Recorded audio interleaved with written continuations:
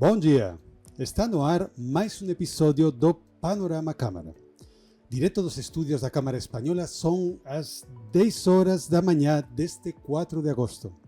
E começamos mais uma jornada de conhecimento e conexão. Eu sou Carlos e é um prazer te acompanhar neste início de dia. O Panorama Câmara é o seu ponto de encontro quinzenal com as grandes discussões que movimentam o mercado. Aqui recebemos especialistas das empresas associadas para conversar sobre o que realmente importa, tendências, oportunidades e os bastidores dos segmentos estratégicos da economia, do comércio internacional, da inovação e muito mais. Prepare-se para reflexões relevantes, insights valiosos e conteúdos de qualidade. Para abrir o nosso programa de hoje, vamos falar sobre os caminhos da comunicação em um momento marcado pela inteligência artificial, pela aceleração tecnológica e pela urgência de pautas como sustentabilidade e ética. Para compartilhar sua visão sobre estas informações, recebemos a Viviana Toletti, CEO da Xcom Petroleum. A Xcom é uma agência dinâmica e inovadora que atua na conexão estratégica entre marcas e públicos em múltiplos canais. Viviana também integra o júri dos Sabre Awards Latam 2025, que é o maior programa do mundo dedicado a premiar as melhores campanhas em relações públicas e comunicação corporativa. Bem-vinda, Viviana. Muito obrigada, Carlos. Obrigada à Câmara de Comércio da Espanha por nos receber. É um prazer. É a minha primeira vez no podcast, então estou muito feliz nesse convite. É um prazer ter a vocês e a Xcom Petroleum conosco, Viviana. Viviana, para começar, qual a importância de um prêmio como o Sabre Awards neste momento tão decisivo para o setor da comunicação? Bom, eu sou jurada do Sabre Awards Latam, estou analisando vários casos, confesso que estou bem surpresa positivamente, são cases muito interessantes e, claro, cada um com a sua complexidade. Falando do Sabre Awards, né, acho que é um prêmio que realmente, por atuar muito na área de relações públicas e também de comunicação como um todo, é fundamental esse reconhecimento e essa celebração, enfim, para a categoria, né? A gente fala hoje muito de ética, a gente fala de prêmios que realmente consigam ter um 360 e dentro desse 360 consiga trazer robustez e resultados que devolvam ou a comunidade ou uma mensagem forte. E eu entendo e estou vendo que realmente isso passa pelos casos analisados. Tem casos muito inspiradores, tem a questão da inovação e da criatividade, mas sem dúvida nenhuma é importante manter essas premiações integrando a questão da reputação, a questão da ética e dos processos de responsabilidade de alguma forma inseridos neles. Ainda mais em momentos de inteligência artificial muito intenso e muito bem trabalhado, né? Sem dúvida. E você falou, tocou temas interessantes. Ahora estamos vivendo num mundo hoje onde temos esse cenário VUCA, que já até mais do VUCA, e temos a inteligência artificial, tem muita coisa mudando dentro do mundo da comunicação. E eu gostaria de perguntar para você, quais são os critérios mais relevantes hoje para definir o sucesso de uma campanha de comunicação e relações públicas? Bom, eu entendo que hoje, ou sempre, se olhou a questão da mensuração dos resultados e as métricas, né? Métricas claras e que tivessem atreladas ao aumento do engajamento, ou conscientização da marca, produtos, algo que sempre foi um ponto ali a ser trazido. Acho que o desafio hoje é a gente incorporar novos atores dentro dessa relevância. Então, a gente tem que colocaria relevância da mensagem e da segmentação com o público, a capacidade de gerar um impacto positivo na sociedade. Acho que isso é essencial, entendendo que os públicos, né, e o consumidor, ele olha isso, ao consumir um produto, uma marca, um serviço, né? E uma transparência e autenticidade da comunicação. Acho que esses são fatores que podem ser inseridos hoje para definir o sucesso de uma campanha de comunicação. Puxa, interessantíssimo, interessantíssimo. Bueno, e incluso, claro, chega um momento em que vou ter que perguntar a você sobre a inteligência artificial. É curioso como nós percebemos que essa tecnologia em particular tem capilarizado muito em todas as áreas das empresas, tanto que na própria Câmara a gente não tem um comitê de inteligência artificial, porque em todos os comitês sempre tem a parte lá que estamos falando de inteligência artificial. E portanto, a pergunta que eu tenho para vocês, como a inteligência artificial e, óbvio, as outras tecnologias que estão acompanhando agora, estão transformando o trabalho das agências de comunicação nas relações públicas? Carlos, você adiantou o assunto, né? Não é só um setor ou um segmento. Eu posso responder pela parte de agências de comunicação, mas realmente assim é um desafio hoje em todos os setores, em todos os mercados, porque é algo que está sendo vivido, né, por nós. Então, estamos experimentando, né, um eterno gerúndio do que é e os impactos da inteligência artificial nas nossas vidas no dia a dia, né? Seja consumindo, como vivendo e trazendo dentro do nosso exercício diário essa adaptação. Voltando para o mercado de comunicação, eu entendo que tem essa questão de ser um facilitador na automação. Então, muitas das tarefas que, num determinado momento, tinham uma duração e tinham um determinado resultado e tempo para ser entregue, hoje isso se transformou em segundos e é imediato. Então, essa questão de geração de relatórios, de análises, de processos, é muito interessante. E a gente tem várias ferramentas e todas essas ferramentas com um IA dentro do processo. Então, a gente vê que, ao longo de toda essa cadeia, ela está inserida, né, a inteligência. O que eu coloco aqui é que tem um fator humano que está sendo discutido o tempo todo, né, que cada especialista, e tem os maiores, né, alguns papas, eles até colocam que esse fator, ele é fundamental, ou seja, quem faz a pergunta, quem analisa, quem faz a contextualização, tem que ser um humano, né? Então, em algum ponto, a gente precisa entender qual é o nosso papel, que tipo de pergunta que a gente tem que fazer, como que a gente se coloca a partir disso, de que forma que ela é uma ferramenta e a gente continua sendo um ator relevante dentro desse processo. Então, sim, é fundamental. Hoje não dá para tirar, não dá para descartar. A questão é como estamos vivendo essa história em tempo real, como a gente vai se ajustando, como a gente vai entendendo o uso dela, o nosso benefício e o benefício para um resultado maior. Puxa, interessantíssimo, interessantíssimo. E isto que você agora terminou de falar, eu gostaria de conectar com o que você nos falou ao princípio, quando falávamos dos Sabre Awards, um tema interessantíssimo que você falou sobre ética, em um mundo em que vivimos, onde os fakes, os deepfakes circulam pelas redes com toda a impunidade do mundo. Nestes tempos, sustentabilidade e ética também devem ser essenciais para as empresas.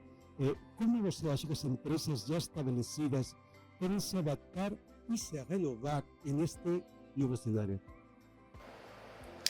Então, todas as empresas, né? A gente fala das estabelecidas porque elas conseguem ter processos mais complexos, né? Mas eu entendo que hoje, independente do porte da empresa, ela precisa olhar para esse fator, porque sustentabilidade e ética, elas têm que estar incorporadas dentro das estratégias de negócio, né? Aí eu vou citar algumas, né? A gente fala muito da questão de adoção de políticas ambientais que minimizem impactos, a gente fala da promoção de diversidade e inclusão dentro das equipes, transparência na operação, as empresas que devem engajar ativamente com a comunidade, todos os stakeholders, né? Ou seja, ouvir as preocupações, o que está sendo incorporado, feedback.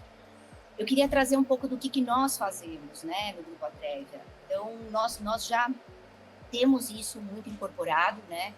Nós projetamos essas estratégias de sustentabilidade global como uma empresa dentro de um conceito. Então, existe o Atrevia Ativa, que é um plano de ação que tem todos os âmbitos, tem a parte do ambiental, ambiente, social e de governança. Então, o ambiente, ele enfim, calcular a pegada de carbono, então isso já é feito. A questão junto aos clientes, então a gente desenvolve uma série de materiais, a gente produz e a gente tem uma área muito especial, especialista nessa consultoria de ESG, e tem a questão da própria governança, onde a gente vai atrás dos ISOs para justamente ter essa reputação e essa credibilidade. É o walk the talk, né? Que é fundamental hoje. É verdade. Mas tudo é que, assim, empresas estabelecidas, elas têm uma responsabilidade ainda maior. Elas precisam dar o exemplo e elas precisam efetivamente estar comprometidas com uma cadeia que talvez antes ela fosse mais curta, mais estreita e simples, era a venda, o produto, mas que hoje passa também por isso. Não podemos esquecer que esse ano a gente tem a COP30 e a gente tem uma série de lideranças, tem uma discussão global em cima disso, tem questões divergentes, né? Não é a pauta aqui, mas eu acho que sim, é um tema que precisa ser tratado de forma séria, com consciência, porque toca num ponto fundamental que é a reputação. E a reputação é algo que tem que ser perseguido sempre. Então, sem muitas delongas, é muito, muito, muito importante. Perfeito, Viviana. Puxa, muito obrigado. É um prazer ter no nosso programa o conhecimento, a experiência, os insights da XCOM by Atrevia e de você, Viviana. Um prazer ter você conosco. Muito obrigada a todos aí. Carlos, nos vemos em breve. E, mais uma vez, bom dia, boa tarde a todos. Tchau, tchau. Tchau. Para seguir com nosso episódio, vamos tratar de um tema que tem gerado muitas dúvidas entre empresas e profissionais: a pejotização. A prática de contratar pessoas físicas como pessoas jurídicas tem ganhado força no Brasil, especialmente em setores mais dinâmicos, mas levanta importantes discussões sobre segurança jurídica, vínculos trabalhistas e impactos para o mercado. Para nos ajudar a entender melhor este cenário, recebemos a José Daniel Gatti Berna, sócio do Matos Filho. Daniel atua como consultivo e contencioso trabalhista com foco em clientes estrangeiros e traz uma ampla bagagem internacional. Bem-vindo, Daniel. Olá, bom dia. É um prazer estar aqui com vocês, Carlos. Daniel, para começarmos, o que é, ao final, este fenômeno da pejotização e por que esse tema tem ganhado tanta relevância no Brasil nos últimos anos? A pejotização hoje pode ser entendida como um fenômeno, né? Ela é um fenômeno porque justamente as partes, né, e aqui estamos falando das empresas, dos indivíduos, eles estão procurando formas alternativas de contratação, né? Hoje, né, no trabalho em si, a forma mais usual é a contratação por meio do vínculo de emprego, né, que é regido atualmente pela Consolidação das Leis do Trabalho, que é a CLT. Mas a CLT, de alguma forma, ela engessa a prestação de serviço, seja porque tem diversas obrigações que tanto as empresas quanto os trabalhadores precisam seguir, sejam também pelos custos, né, que ela representa, né? E a pejotização, que é o que? A contratação, de indivíduos por meio de contratos em que não há uma lei específica que rege a prestação de serviço, mas sim aquilo que foi decidido entre as partes, né, aquilo que está previsto no contrato, né, e o indivíduo ele presta o serviço por meio de uma pessoa jurídica, né, e por isso que é chamado de PJ ou pejotização, né, isso permite mais flexibilidade na maneira como as partes, no caso as empresas e os indivíduos, vão prestar os serviços, e também por causa das vantagens que esse tipo de prestação de serviços traz para as duas partes, do ponto de vista de custo, né, e do ponto de vista realmente de poder definir como vai ser prestado, como vai ser determinada aquela prestação de serviços entre as partes. Perfeito. Sobre o papel, parece uma coisa bastante vantajosa para as duas partes, mas quais são os principais riscos e cuidados que as empresas e profissionais devem ter ao optar pela contratação via pessoa jurídica? Essa é a pergunta do momento, né? Porque a gente aqui precisa deixar claro que o fato das pessoas e das empresas estarem buscando meios para flexibilizar as formas de contratação, né? Isso não significa que os avanços, né, e as conquistas históricas que foram obtidas ao longo do tempo, e a CLT é um exemplo disso, né, a consolidação das leis do trabalho, né, e os direitos imperativos são um exemplo disso, isso não pode ser simplesmente deixado de lado em total prejuízo, eventualmente, aos trabalhadores, aos indivíduos que estão preferindo outra forma de contratação. E, na verdade, aqui é importante deixar claro que existe uma vantagem para as partes em relação à contratação, mas isso não significa que, se configurados os elementos do vínculo de emprego, especificamente a questão da subordinação, né, o que é estar subordinado? Estar totalmente às ordens, né, ou estar submetido, né, aos comandos da outra parte. Aqui estou falando exatamente do trabalhador, do prestador de serviço em relação à empresa, né? Ele não determina absolutamente nada, ele não tem flexibilidade para definir como vai ser a prestação de serviço, ele simplesmente está à mercê daquilo que é determinado pela empresa, né? Se há uma configuração da subordinação, e lembrando, subordinação tem várias formas, né, de serem configuradas. A ordem, né, a estar submetido às ordens é a principal delas.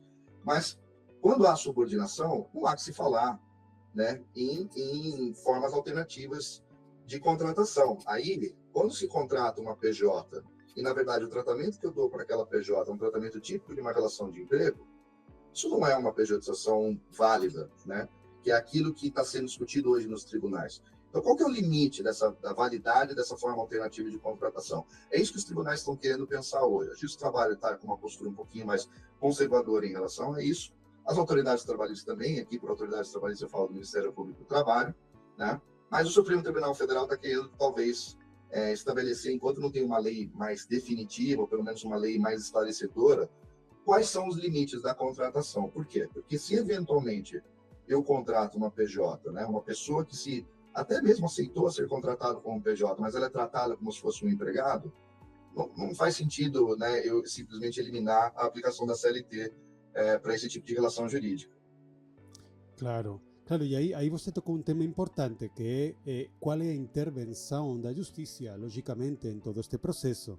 Então, aí, a minha seguinte pergunta teria que ver com o fato de como a Justiça do Trabalho tem se posicionado sobre a licitude, neste caso, da pejotização e da terceirização. Ótimo. Carlos, essa é uma pergunta boa e que está gerando a polêmica atual, né? O que tem acontecido na prática é o seguinte: a gente vê indivíduos que, num primeiro momento, aceitam essa forma alternativa de contratação por meio das PJs, mas ao longo do relacionamento, azeda, né, o relacionamento entre as partes, e aí aquele trabalhador, aquele indivíduo, depois ele pede o vínculo de emprego, né? Ele entra, então, na Justiça do Trabalho, ele entra com uma reclamação trabalhista, ele fala: olha, a contratação que nós fizemos foi fraudulenta, né? Faça toda uma instrução para saber se de fato os elementos do vínculo de emprego estão presentes, principalmente aquilo que eu mencionei sobre a subordinação. E a Justiça do Trabalho, né, se configurado que há subordinação, entende que há um vínculo de emprego e aí, né, a empresa é obrigada a pagar os direitos trabalhistas para esse prestador de serviço. Mas qual que é a dificuldade, então? A dificuldade é que muitas empresas falam assim: poxa, mas eu contratei com essa pessoa sabia o que estava fazendo no momento da contratação, ela tinha completa ciência das vantagens e desvantagens, né? E agora vem a Justiça do Trabalho, simplesmente elimina aquilo que nós conversamos no passado, né? Imaginando aqui que, de fato, as empresas, né, e o trabalhador, o indivíduo, fizeram uma contratação de boa fé, ou seja, eles sabiam o que estava acontecendo, eles tinham certeza, né, realmente das vantagens e desvantagens em relação ao processo, né? Então, as empresas têm questionado isso para a Justiça do Trabalho, e a Justiça do Trabalho não tem feito, na minha opinião, pelo menos não há exceções, né? Mas de uma maneira geral, né, a Justiça do Trabalho não tem feito uma boa ponderação dos casos que, de fato, há um abuso, de direito por parte de uma principalmente das empresas, né, que talvez tenham mais poder aqui, ou mais, Claro.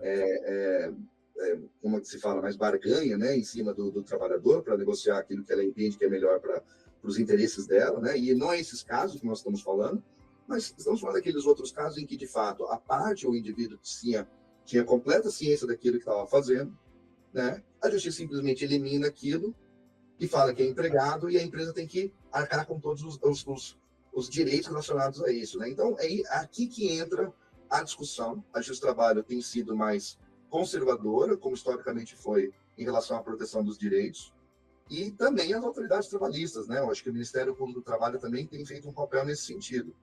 E, de novo, o que a gente precisa, talvez, colocar em debate aqui, está em debate agora no Supremo Tribunal Federal, e é o que vai ser discutido no tema 389, né, que a gente pode falar um pouquinho depois, qual que é o limite disso? Ou qual que são os seus critérios objetivos para a gente poder definir quando, de fato, estamos diante de um ambiente fraudulento, que deve ser combatido, porque, de novo, a CLT, as conquistas históricas devem ser preservadas, mas em que outra medida a gente deveria respeitar a vontade das partes e permitir essa flexibilidade aí na forma de contratação.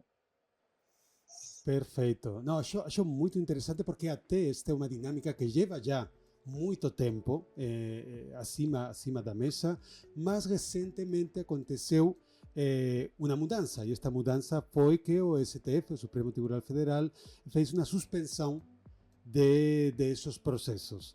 Então, aproveitando esta conversa, como você nos estava falando, eu gostaria de saber o que muda para empresas e profissionais com essa suspensão nacional dos processos sobre pejotização que fez o STF. Esse processo, né, vamos dando um passinho para trás, né, tem tido um embate, eu não vou entrar na questão, tem uma questão política importante aqui, mas eu não vou entrar na questão política, mas tem tido um embate muito grande entre Justiça do Trabalho e Supremo Tribunal Federal em relação à aplicação da lei, né, e isso decorre justamente da mudança que nós tivemos em 2017 com a reforma trabalhista. Então, teve a reforma trabalhista, uma série de novas regras foram adicionadas à própria CLT, né? A lei de terceirização, inclusive, né, que ela, na verdade, ela só ela revisou a lei do contrato de trabalho temporário, né? Então, ela insere conceitos sobre o que é considerado terceirização, né? E aí já tem todo um debate sobre o que pode ser terceirizado, não pode ser terceirizado, porque naquele momento a terceirização, que está intimamente ligada também à ideia de contratação por meio de pessoas jurídicas, ali se permitiu que se poderia terceirizar qualquer tipo de atividade da empresa, tanto atividades meio como atividade fim, né? E teve uma relutância por parte da Justiça do Trabalho de aceitar a nova legislação, né? Isso foi para o Supremo Tribunal Federal, até que o Supremo Tribunal Federal entendeu que a nova lei era válida e constitucional, né? Então, entendeu pela constitucionalidade, e aí começa primeiro o embate entre Justiça do Trabalho e Supremo Tribunal Federal sobre questões trabalhistas. Teve outros temas também relacionados à terceirização / pejotização, ou seja, de entender pela validade das formas de contratação alternativas, né, que estão em outros temas. Tem o tema 725, né, que acabei de mencionar, tem a DPF 324, teve a ADC 66, enfim.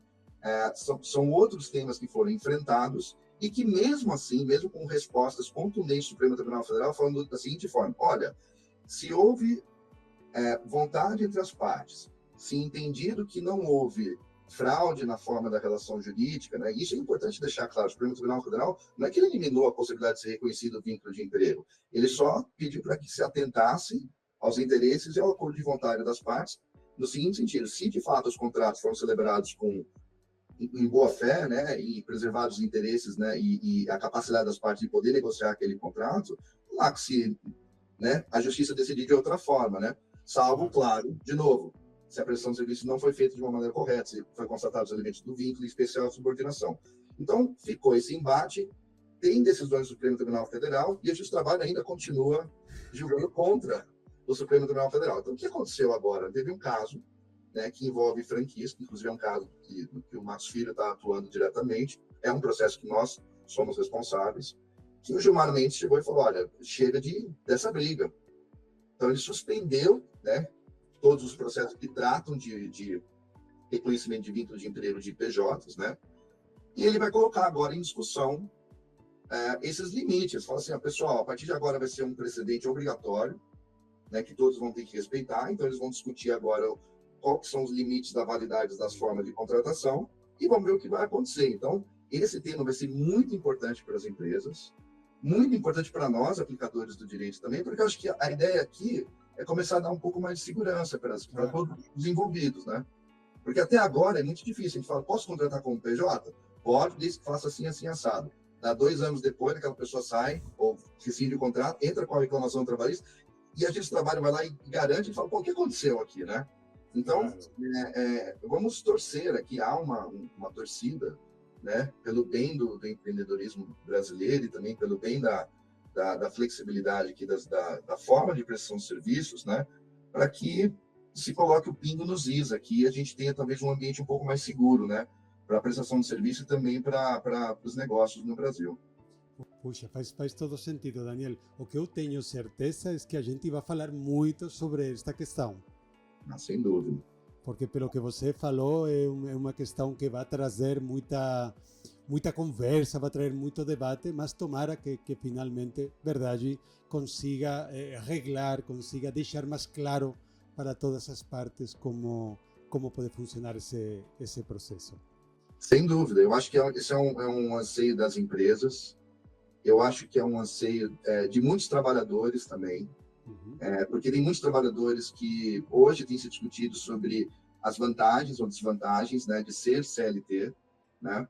E, de novo, eu acho que assim, o mais importante aqui temos que aproveitar esse momento para ter um grande diálogo entre os diversos atores sociais. E por atores sociais eu falo as empresas, os trabalhadores, os sindicatos, as autoridades, né, as associações de classe. Eu acho que isso é um bom momento para a gente poder colocar, talvez, parâmetros que sejam mais seguros para todos e definir um rumo que seja aceitável e que seja seguido. Eu acho que o Supremo Tribunal Federal definindo uma diretriz aqui vai ser importante, porque aí vai ter que respeitar, né? Se o Supremo Tribunal Federal, aqui é a Corte Suprema, determinado, tem que ser determinado, tem que ser seguido dessa forma. Salvo, claro, se o Congresso, em algum outro momento, definir uma outra lei ou definir outras regras, e aí, de novo, né, o Judiciário tem que aplicar aquilo que foi decidido pelo Congresso por meio das leis. De novo, tem que haver um diálogo. Acho que estamos diante de uma grande oportunidade para, de novo, ter esse diálogo, né? Que seja um diálogo mais claro, né? E que esse diálogo também seja favorável, né, às novas formas de prestação de serviço, sem também, né, prejudicar aquilo que já foi conquistado, né, aquilo que nós conseguimos de direitos, porque não estamos falando de prejudiciar a classe geral de trabalhadores, mas sim de permitir a flexibilização em determinados casos. Eu acho que esse que é o debate e é isso que a gente precisa fixar limites aqui para poder definir quando que um é aceitável e o outro não é aceitável. Perfeito, Daniel. Daniel, muito obrigado pela sua experiência, pelo seu conhecimento, pelo conhecimento da Matos Filho e a experiência em todo este tipo de processos. Esperamos ter mais informações de vocês no futuro e tem sido um prazer estar com você hoje. Foi um prazer todo meu. Obrigado, viu, Carlos? Tchau, tchau. Tchau, tchau. Para encerrar o nosso panorama de hoje, vamos discutir um tema que tem ganhado relevância nas relações econômicas internacionais: o acordo entre Mercosul e a União Europeia. Após anos de negociações, o momento atual se mostra decisivo para entender os riscos, oportunidades e caminhos possíveis para a abertura dos mercados entre os dois blocos. Para esta análise, contamos com a participação de Tiago Matias, vice-presidente de Advocacy e Assuntos Públicos da SEC Newgate Group. Com mais de 20 anos de experiência em comunicação estratégica, gestão de reputação, crises e relações governamentais, Tiago tem atuado em projetos de alto impacto no Brasil e em toda a América Latina. Com o reconhecimento de dezenas de premiações nacionais e internacionais. Seja muito bem-vindo, Tiago. Obrigado, Carlos. Obrigado à Câmara por esse espaço. Bom dia a todo mundo que está acompanhando a gente aqui. Tiago, para começar, por que o momento atual é considerado estratégico para influenciar os rumos do acordo entre Mercosul e a União Europeia? Veja bem, Carlos, o momento é chave, especialmente para empresas em e eu digo muito do ponto de vista brasileiro, de empresas que querem investir no comércio exterior, que querem abrir novos mercados, novas oportunidades, né? Lembrando que na semana passada a gente teve uma discussão grande relativa à aplicação daquele tarifaço pelo governo americano, e a gente tem aí uma série de produtos que são chave para a produção brasileira, de cacau a café, por exemplo, e que tem uma aderência e uma possibilidade enorme dentro do universo do mercado europeu, etanol também. Então, para as empresas que dependem desse comércio, hoje existe uma oportunidade que é aproveitar o fato de que o acordo ele está numa fase muito avançada, mas ainda não está fechado. Quer dizer, existe um texto base, mas os termos finais ainda estão sendo negociados tecnicamente, politicamente, incluindo aí as discussões entre os próprios Estados-membros da União Europeia. Né? Quer dizer, há uma janela de oportunidade para influenciar nos pontos que fazem a diferença para essas empresas, seja relativo à regra de origem, a salvaguardas ambientais, a mecanismos de compliance, a cronograma de abertura, enfim.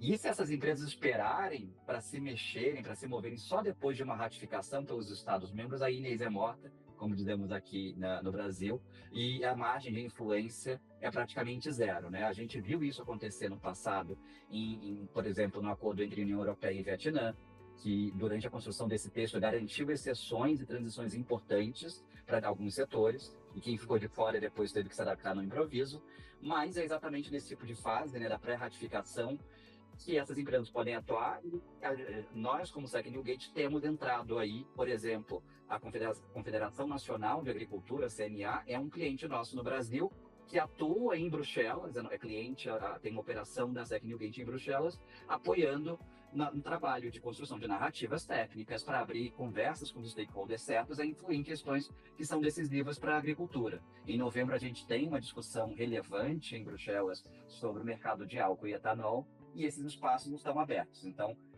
mais do que nunca, eu posso te dizer que a hora para atuar desde o ponto de vista do Brasil para a Europa é agora. E também do ponto de vista de empresas europeias que têm interesse no Brasil, na Argentina, enfim, no mercado sul-americano, também é a hora. Entendo que talvez elas estejam mais preparadas e olhando para esse cenário. Por isso que eu aproveito muito para endereçar aqui essas mensagens para as empresas brasileiras, empresas que estão precisando diversificar mercados, descobrir, abrir novas portas, novas oportunidades, ou garantir que uma regulação não venha a impor novas barreiras que representem um custo para essas operações no futuro, né? Perfeito. E aí, ao começo da sua resposta, você tocou um ponto muito importante, que ainda não está fechada essa negociação. Entendo que mais fica no âmbito político das partes el poder aproximar esse fechamento. Desde essa óptica, como o cenário político europeu e sul-americano pode impactar a viabilidade ou os termos finais desse acordo? Olha, o cenário político, eles têm um peso importantíssimo, né? Na Europa, a gente tem aí, politicamente, o avanço de alguns partidos que são mais protecionistas, especialmente se a gente está pensando e falando de França e Áustria, entre dois dos mercados aí mais relevantes, que pressionam e têm pressionado por cláusulas ambientais mais duras e salvaguardas ao setor agrícola, que a gente, inclusive, no Brasil, entende que possam ser barreiras de entrada, mais do que uma preocupação verdadeiramente ambiental. Essa discussão está aí para dificultar a entrada de produtos em que a produção brasileira é forte. E, por outro lado, na América do Sul, a gente tem uma situação que é bastante heterogênea, né? O Brasil e a Colômbia hoje têm governos mais favoráveis à integração. A Argentina e o Uruguai têm dinâmicas mais nacionalistas e alinhadas com outros blocos. Então, a gente viu, por exemplo, que a Argentina conseguiu avançar num acordo, numa negociação muito favorável com os Estados Unidos, diretamente agora, né? Mas esses fatores políticos, no final do dia, eles aumentam o risco de paralisação, que é o que a gente tem vivido, só que eles também nos dão algumas oportunidades táticas, especialmente para as empresas que querem influir nesse ambiente, que é o olhar que a gente tem, né? Então, eu falo aqui muito do ponto de vista do setor privado. É lógico que o Brasil, por meio do Itamaraty, o governo de São Paulo, os governos estaduais que se tornaram muito atuantes nessa discussão, nessa interlocução internacional, eles estão fazendo a sua parte, representando determinados interesses, mas eu falo aqui dentro do aspecto do que as empresas podem fazer para abrir oportunidades e evitar alguns riscos relacionados a esse acordo, né? E aí, dentro das oportunidades táticas, a gente falou lá do acordo União Europeia e Vietnã, mas o Chile também garantiu em 2023 um acordo direto com a União Europeia, que apesar da instabilidade interna, a estabilidade interna, aliás, ela proporcionou aí uma porta para que o setor privado atuasse mais forte do que o setor público na condução desse tipo de negociação.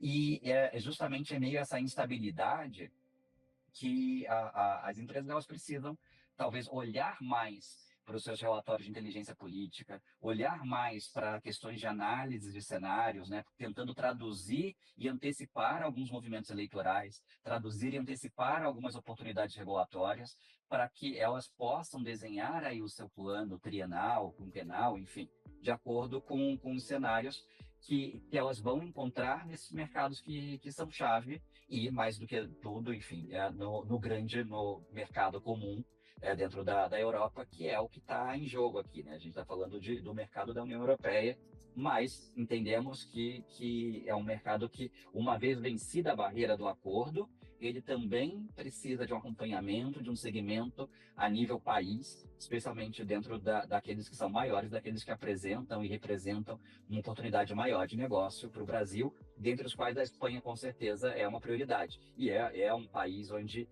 politicamente, a gente teve movimentos de instabilidade, mas houve, apesar disso, uma permanência de governo que tem garantido uma estabilidade muito favorável, inclusive, como um apoiador forte dessa negociação.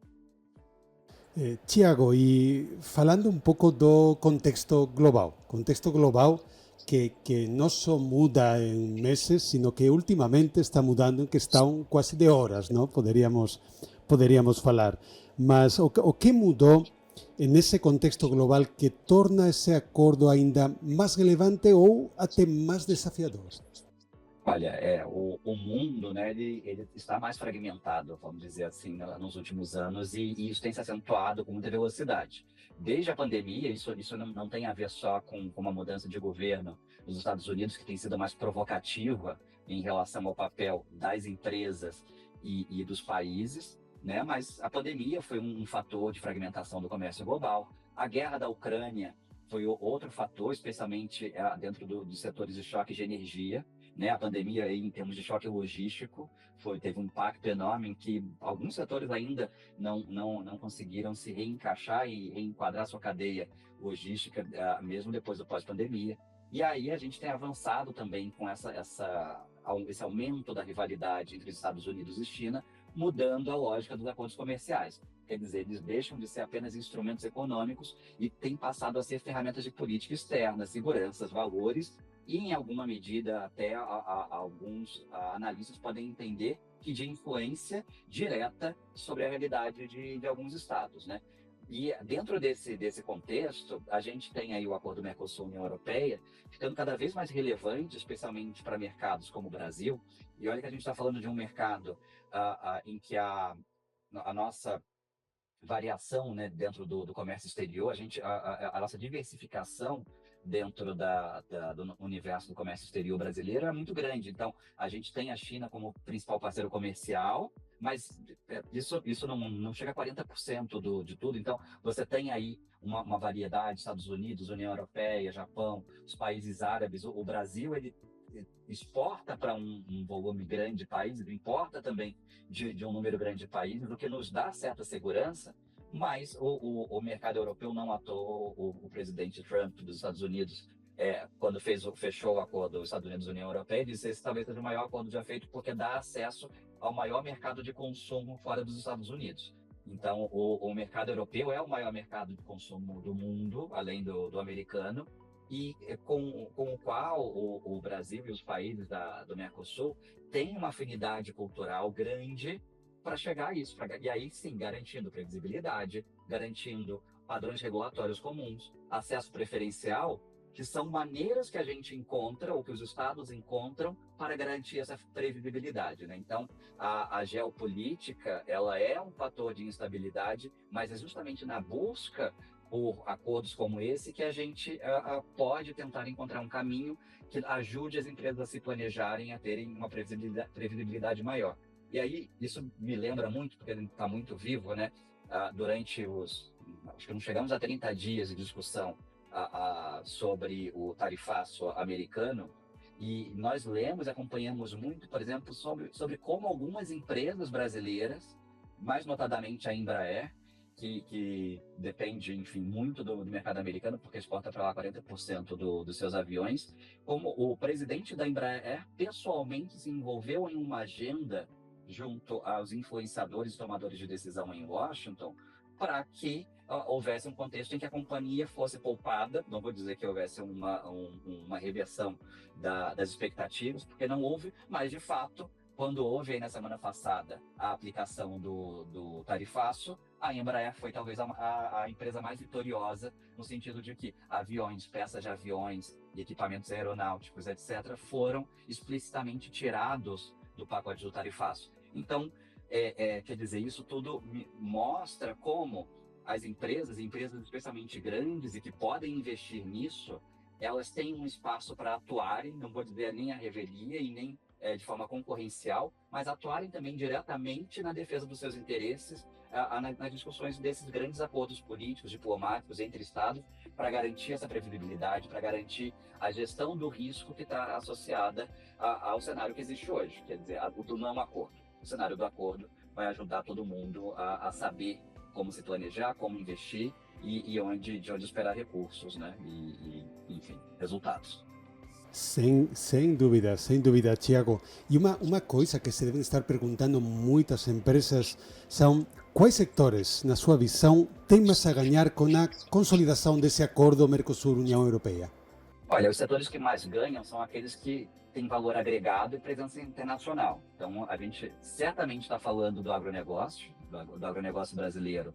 E aí a gente pode falar do agronegócio, da agroindústria de base sustentável, que é aquela, enfim, que talvez tenha menos medo dessas barreiras ambientais que vêm sendo colocadas no acordo, mas a gente, de fato, fala de todo o setor do agronegócio, dentro do sentido de que todos precisam estar atentos para que essas barreiras não se imponham e sejam realmente questões limitadas às questões ambientais, questões sociais, questões de governança e não barreiras comerciais disfarçadas. Então, o agronegócio, sem dúvida.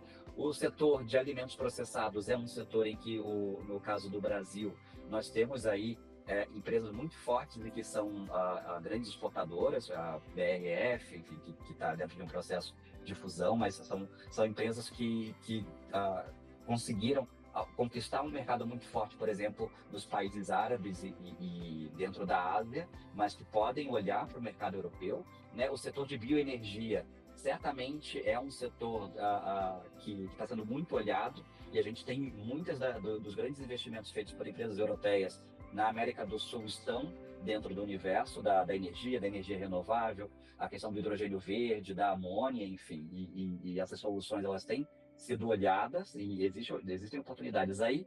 Logística, certamente, porque estamos falando de comércio internacional, tecnologia, especialmente pensando na sustentabilidade dos negócios em relação também o quanto a abertura a grandes players de tecnologia do mercado europeu essa abertura ela pode ser um pouco prejudicial, pode ser muito voraz sobre o mercado brasileiro. E a mesma coisa sobre a indústria farmacêutica, onde a gente tem aí empresas sul-americanas muito mais reconhecidas pelo seu investimento em biosimilares, em genéricos, muito mais do que na geração de inovação. E, por outro lado, você tem players muito grandes dentro da Europa que são empresas de indústria e farmacêuticas de ponta que investem muito em inovação e onde certamente questões como regulação de patentes, enfim, devem entrar como questões relevantes. A gente tem um caso muito claro, que é de uma empresa dinamarquesa, que é a Novo Nordisk, que tem uma situação no Brasil em que a patente de um medicamento que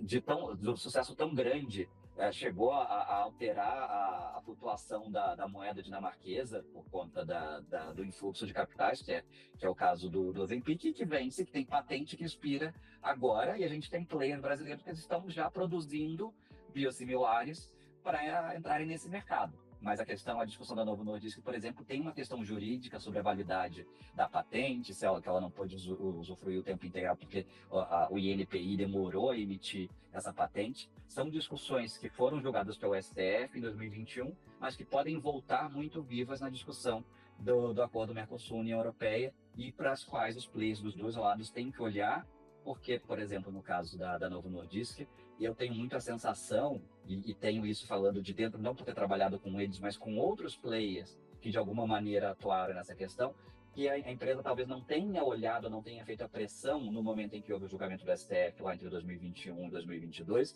e hoje ela está um pouco isolada, pleiteando uma solução para uma questão muito pessoal, quando ela poderia ter, né, atuado de maneira mais setorial lá atrás para garantir um resultado melhor que teria influência hoje. Então, de novo, né, a gente tem que falar que hoje é o momento e é o melhor momento para atuar aí, porque depois que as coisas já tiverem, você vai querer, eu vou abrir um litígio, uma arbitragem, quero abrir uma nova discussão e tentar passar algo, e isso é muito mais difícil pensando num caso isolado e não num caso setorial, como os que a gente tem aí no radar. Tiago, muito interessante e eu gostaria de conectar isto que você acabou de falar com um tema que você comentou ao princípio de, há que ter cuidado porque aunque o tratado não está fechado, as empresas também não podem se dormir, não podem ficar paradas e logo ter que correr na última hora.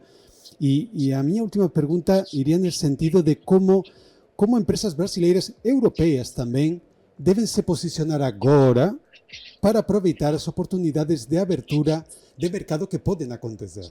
Legal. Mais do que qualquer coisa, elas precisam se antecipar.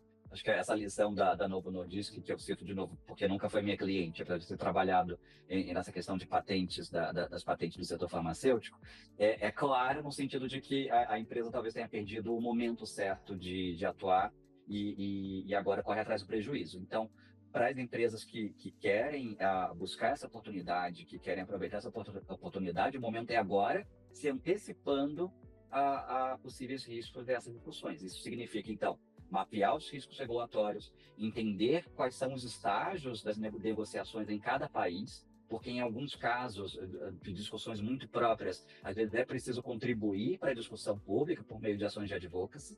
Construir uma presença institucional proativa certamente é o mais importante de todos, né? Quer dizer, será que eu estou atuando em um setor cuja associação setorial ela tem montado uma agenda proativa junto a esses tomadores de decisão, aos influenciadores do mercado europeu? Será que eu preciso estar presente em algumas dessas ações? Algo que a gente tem feito bastante dentro da Sec Newgate, que é uma empresa italiana, né, como você sabe, somos associados à Câmara Espanhola, porque temos também uma operação na Espanha, respeitamos, admiramos e queremos fazer mais negócios entre Brasil, Espanha e Itália, enfim, mas somos uma empresa italiana e é algo que a gente tem feito muito com empresas que têm operação ou que têm questões regulatórias a tratar, por exemplo, com o governo italiano, ou em que a Itália pode servir de padrão e molde para regulações que estão em discussões no Brasil. A gente tem montado séries de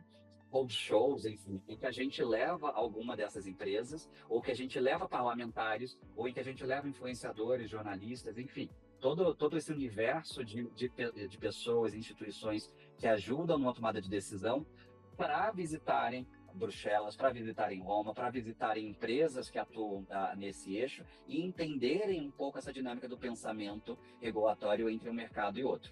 Então, essas empresas elas estão se fazendo presentes, né? E será que a sua empresa, que depende ou que busca abrir essa oportunidade, está se fazendo presente? Se não está, agora pode ser o momento, né? Então, é um momento de transição.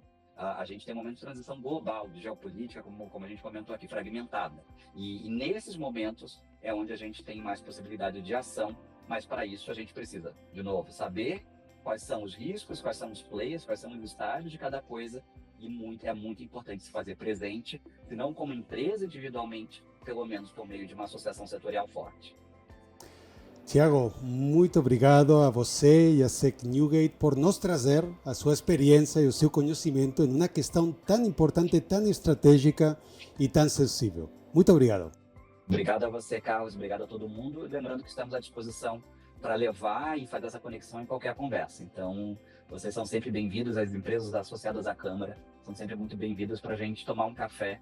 Essa é sempre a porta que eu quero deixar aberta para todo mundo. Essa porta sempre tem que ficar, verdade? Esse cafezinho, essa conversa abre muitas oportunidades, Tiago. Exatamente. Muito obrigado e boa semana para você. Tchau, tchau. Boa semana para a gente. Tá? E assim chegamos ao fim de mais um Panorama Câmara. Muito obrigado por dividir a sua manhã com a gente e fazer deste espaço de troca e conhecimento. Não se esqueça de seguir a Câmara Espanhola nas redes sociais para ficar dentro das próximas edições, eventos e novidades de nosso ecossistema. Todos os episódios estão disponíveis no YouTube e no Spotify. É só dar o play quando quiser se atualizar com um conteúdo de qualidade. A gente se encontra em breve. Até lá!